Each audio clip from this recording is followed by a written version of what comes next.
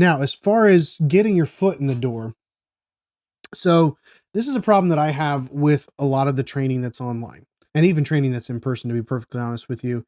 And this is, flash a banner, this is my opinion. Take it for what it's worth. Obviously all of this is, but I'm not a huge fan of most of the training resources out there from like a standardization standpoint. So like boot camps, career courses, I'm not a huge fan because most of them are producing the same exact product. They're producing front end heavy developers who are almost all React developers. If they do full stack, then they typically focus on Node, which is JavaScript on the back end. Because they're learning JavaScript on the front end, it's just easier to stick with the same language for the most part. Problem is all of these companies taking your money and giving you the same instruction that they gave 20 people before you and 20 people before that and 20 people before that. They've created, and again, I'm not saying that they're bad people or anything like that. I'm just giving you the reality, right? They have created this massive group of junior developers that all have the exact same skill set. All of these junior developers are trying to funnel down into very few jobs that are A, those specific skill sets, and B, that are available and open for junior developers. So trying to make yourself stand out in the junior dev market right now is very difficult because everybody knows the same thing. Everybody's had the same training. Everybody's doing the same stuff. My advice, and again, take this with a grain of salt. There's no guarantee with any of this.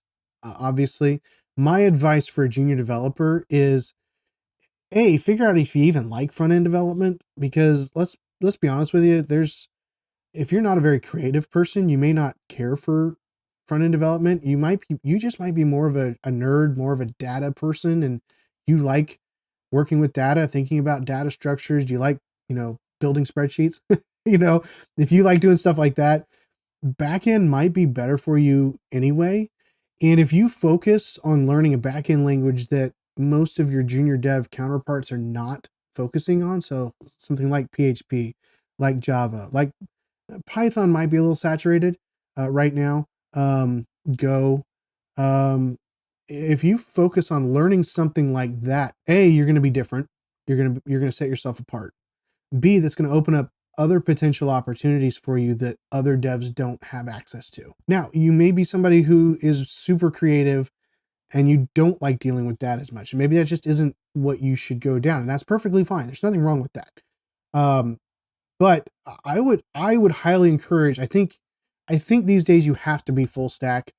You have to at least know some front end development. You have to at least know, have the concepts of HTML, CSS, JavaScript down to where you can work with it. Even so, like at the company that I work for, we have all senior level developers, and we're a Laravel shop and a Vue.js shop. That's what our bread and butter is. Now we do lots of other things as well, but kind of our main focus, our main bread and butter is Laravel and Vue.